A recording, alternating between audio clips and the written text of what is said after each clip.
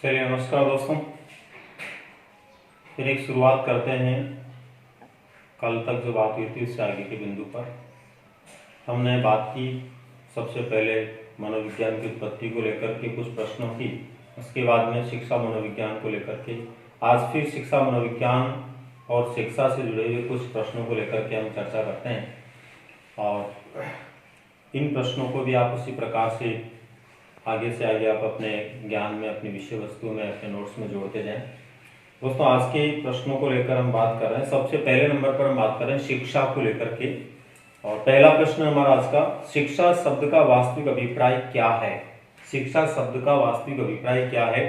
सीखने सिखाने की क्रिया, व्यवहार परिवर्तन की क्रिया, व्यवहार में स्थायी परिवर्तन की क्रिया, प्रकाशित करने वाली क्रिया। तो दोस्तों, यहाँ पर ये प्रश्न वैसे बहुत आसान है, और जब ये इसी तरह से प्रश्न परीक्षा में दिया जाता है तो अक्सर ये देखा जाता है, ऑफलाइन क्लासेस में कई बार प्रैक्टिकली मैंने इसको महसूस किया है कि विद्यार्थी पहले नंबर का उत्तर देने के लिए सबसे ज़्यादा तैयार रहते हैं।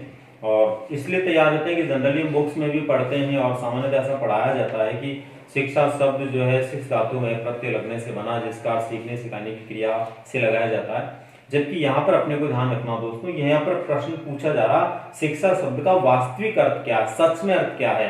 ये तो हम मानते हैं, पर वास्तविक अर्थ क्या है? तो वास्तविक अर्थ दोस्तों, इसमें सबसे पहले गुरुकुल या आश्रम का जो समय होता था, उस समय बालक गुरु के आश्रम में रहता था, वही निवास करते हुए शिक्षा प्राप्त करता था। उसी समय ऋग्वेद में सबसे पहले शिक्षा शब्द आया, और उस समय कोई पाठ्यक्रम नहीं होता था।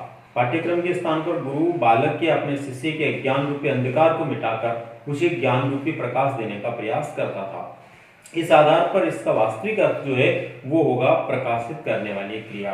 आज भी हम यदि शब्दकोश में बात करते हैं तो गुरु का मतलब होता है अंधकार से प्रकाश की ओर ले जाने वाला। इसलिए यहाँ पर अपने को ध्यान रखना, भविष्य में ऐसा प्रश्न पूछा जाता है तो इसका राइट आंसर क्या होगा? प्रकाशित करने वाली क्रिया होगा। दूसरा प्रश्न हमारा इसमें, किस विद्वान ने कहा था जिस प्रकार से फसलों के लिए कृषि है उसी प्रकार मनुष्य के लिए शिक्षा है? दोस्तों, बहुत सारे मनोवैज्ञानिकों ने, दार्शनिकों ने, शिक्षा शास्त्रियों ने शिक्षा की परिभाषा दी है।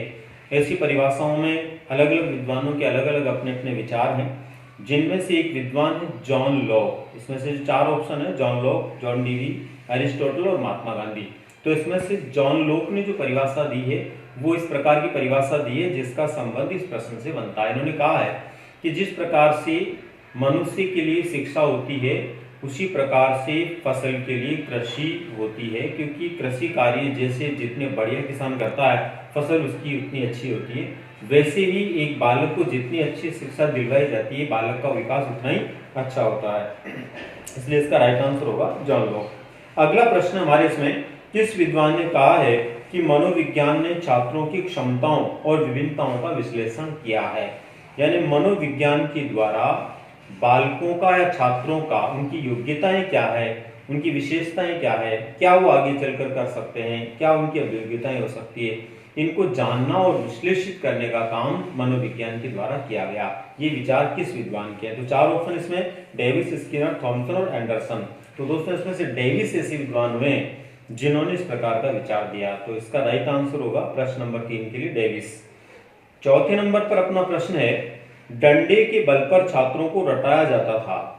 डंडे के बल पर छात्रों को रटाया जाता था। छात्र भी अपने अस्तित्व की सार्थकता इसी में समझते थे। इसमें बदलाव हुआ है। देखो, पुरानी जो हमारी शिक्षा व्यवस्था थी, शिक्षा प्रणाली थी, उसमें क्या था, बालक को डंडे के बल पर रटवाया जाता था। डंडा जो होता था वो मूल संसाधन होता था जिससे डरा धमका कर बालक को पढ़ाते थे, सिखाने का प्रयास करते थे, और बालक समझता या नहीं समझता पर उसको रट लेता था, और वो उसी के अंदर अपनी सार्थकता समझता था कि मैं पढ़ने वाला विद्यार्थी हूँ तो मीन्स मुझे डंडे खाने पड़ेंगे, मुझे दंडित होना ही पड़ेगा। लेकिन इस दृष्टिकोण को, इस विचार को बदलने का श्रेय किसको जाता है? तो ये इसको बदलने का श्रेय के लिए इसमें 4 ऑप्शन दिए हुए, मनोविज्ञान से, शिक्षा मनोविज्ञान से, शिक्षण विधियों से, साक्षरता बढ़ने से। तो दोस्तों, इसमें एकदम राइट आंसर होगा शिक्षा मनोविज्ञान से। जब भी शिक्षा के अंदर मनोवैज्ञानिक दृष्टिकोण ने जन्म लिया तब ही ये परिवर्तन आने लगे और वर्तमान समय में 20वीं सदी में हमारा पूरा का पूरा शिक्षा का वातावरण मनोवैज्ञानिक हो गया या शिक्षा मनोविज्ञान का यहाँ पर एक बहुत बड़ा रोल हो गया। इसलिए वर्तमान समय में अपने को ध्यान में रखना है कि शिक्षा मनोविज्ञान के आने के बाद ये विचारधारा बदली है और आधुनिक विचारधारा, एक नवीन विचारधारा बाल केंद्रित शिक्षा की हुई है, जिसमें बिना भय के, बिना डर के, बिना दंड के बालक को शिक्षा से जोड़ने का प्रयास किया जाता है। अगला और 5वां प्रश्न हमारा इसमें, एक कक्ष में वह शिक्षक सफल है जो कि विशेष रूप से है, यानी 4 ऑप्शन है, कौन सा शिक्षक कक्ष में सर्वाधिक सफल होगा, ये इसमें जानने का प्रयास किया गया है। पहला है विषय विशेषज्ञ, यानी विषय का जानकार होना चाहिए।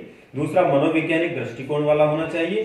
तीसरा वैज्ञानिक दृष्टिकोण वाला होना चाहिए और चौथा शिक्षण विधियों का जानकार होना चाहिए। तो दोस्तों यहाँ पर इसका राइट आंसर होगा बी, क्योंकि इमाइल नामक पुस्तक में रूसो ने लिखा था कि बालक एक पुस्तक के समान होता है, शिक्षक को उसे आद्योपांत पढ़ना चाहिए और उसको पढ़ करके फिर उसके बाद में पढ़ाने का प्रयास करना चाहिए।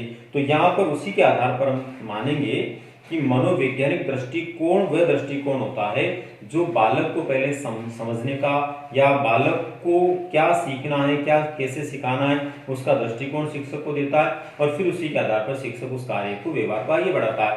इसलिए शिक्षण अधिगम प्रक्रिया में शिक्षा के क्षेत्र में मनोवैज्ञानिक जो दृष्टिकोण है वही एक बालक के लिए शिक्षक को सफल बनाता है। इसके बाद में एक कक्षा में शिक्षक केवल मार्गदर्शक होता है, स्वयंभू नहीं, ये दर्शन है। देखो पहले शिक्षक जो होता था अपने आप को स्वयंभू समझता था। आधुनिक शिक्षा प्रणाली में और भी 21वीं सदी में आते आते ये बिल्कुल स्पष्ट हो गया। भारती भावेजा ने लिखा है कि शिक्षक कक्ष में जो है अपने आप में एक मार्गदर्शक होता है, स्वयंभू नहीं होता। इसका मतलब ये है ये दृष्टिकोण किसकी वजह से आया, तो यहाँ पर जो है जो दृष्टिकोण दिए हुए हैं वो दिए हुए हैं जीवन दर्शन, व्यवहार दर्शन, शिक्षा दर्शन, मनोवैज्ञानिक दर्शन। तो ये मनोवैज्ञानिक दर्शन है। मनोवैज्ञानिक दृष्टिकोण में ये माना गया है कि शिक्षक का काम केवल और केवल मार्गदर्शन देना है, बालक का काम है कि वो जो उसको अच्छा लगता है उसको ग्रहण करे, सीखे और अपने आप को आगे बढ़ाए, अपना डेवलपमेंट प्राप्त करे। अगला प्रश्न है दोस्तों इसमें हमारे, एक बालक बार बार शिक्षक के कार्यों में व्यवधान डालता है। कुछ बालकों का स्वभाव होता है कि वो शिक्षक के कार्यों में बार बार व्यवधान डालते हैं। तो एक बालक शिक्षक के कार्यों में बार बार व्यवधान डालता है। शिक्षक को चाहिए कि वह अब क्या करे, वो शिक्षक बालक को दंडित करे, मनोवैज्ञानिक तरीके से समझाएं, बालक की परिस्थितियों को समझे, बालक के मनोभावों को जाने। तो यहाँ पर अपने को जो पहला ऑप्शन तो बिल्कुल गलत लग रहा है सबको, लेकिन 3 ऑप्शन ऐसे हैं जिनमें उलझन पैदा होती है कि मनोवैज्ञानिक तरीका होगा या बालक की परिस्थिति समझे या मनोभाव। तो दोस्तों ध्यान रखना है, बालक पर्टिकुलर बालक की प्रॉब्लम है और पर्टिकुलर बालक की जब प्रॉब्लम होती है तो वहां बात आती है मनोभाव समझने की। तो यह ध्यान में रखना है, शिक्षक को सबसे पहले बालक का मनोभाव समझना चाहिए कि आखिर वो परेशान क्यों करता है, इसकी क्या वजह है, कौन सी ग्रंथि उसके मस्तिष्क में बैठी हुई है, कौन सा विचार उसके मस्तिष्क में बैठा हुआ, तब जाकर के वो ठीक प्रकार से उसको समझ करके बालक को समझा सकता, सही दिशा दे सकता है। अगला और 8वां प्रश्न दोस्तों आज हमारा, किस संहिता में बालक के स्तनपान को मूल प्रवृत्ति से जोड़ा गया। दोस्तों आज हम मूल प्रवृत्ति का सिद्धांत पढ़ते हैं। मूल प्रवृत्तियां क्या होती है इसके बारे में पढ़ते हैं। तो हम पढ़ते हैं विलियम मैकडूगल के मूल प्रवृत्ति के सिद्धांत को या फिर जो है सिगमंड फ्राइड के मनोविश्लेषण के सिद्धांत को, लेकिन ये विचार पुराने ग्रंथों में भी मिलते हैं। तो हमारे देश में भारतवर्ष में ऐसा कौन सा साहित्य था, ऐसा कौन सी जो है विशेष प्रकार की धार्मिक रचना थी जिसके अंदर इस तरह का विचार मिलता। तो दोस्तों इसमें छांदोग्य उपनिषद है, चरक संहिता है, आचार संहिता और मनोविश्लेषण संहिता है। तो यहाँ पर बहुत सारे लोग कंफ्यूज होकर के इसमें मनोविश्लेषण संहिता कर सकते हैं, पर इसमें ऐसा नहीं है।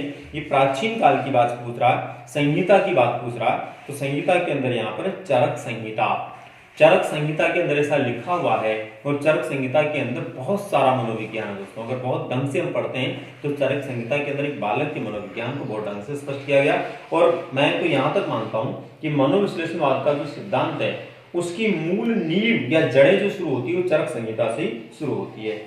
अगला और 9वां प्रश्न आज हमारा, यद्यपि शिक्षा मनोविज्ञान को 20वीं सदी का विषय माना जाता है, परंतु वास्तविकता यह है कि प्राचीन भारत में इसके कई उदाहरण मिलते हैं। यानी प्राचीन भारत के अंदर इसके कई उदाहरण मिलते हैं। प्राचीन भारत की जो अपनी जो साहित्य से जुड़ी हुई या धार्मिक जो ग्रंथ हैं उनसे जुड़ी हुई जो जानकारियां उनके अंदर भी शिक्षा मनोविज्ञान का कुछ दृष्टिकोण नजर आता है। तो उसके लिए यहाँ पर जो है 3-4 ऑप्शन दिए गए और सुमेलित करना पूछा गया, कौन सा सुमेलित है, इनमें से कौन सी बात प्राचीन धर्म ग्रंथों में मिलती है। तो पहला है खिड्डी भूमि, खेल मैदान। जैसे आज खेल मैदान होता है शिक्षा जगत में या शैक्षिक वातावरण में, खेल मैदान होना जरूरी है विद्यालय में, वैसे ही प्राचीन धर्म ग्रंथों के अंदर भी ये बात मिलती है कि खिड्डी भूमि होनी चाहिए जो बालक के विकास में, सामाजिक विकास में मदद करती है। तो ये सुमेलित है। दूसरा मीमांसा भूमि।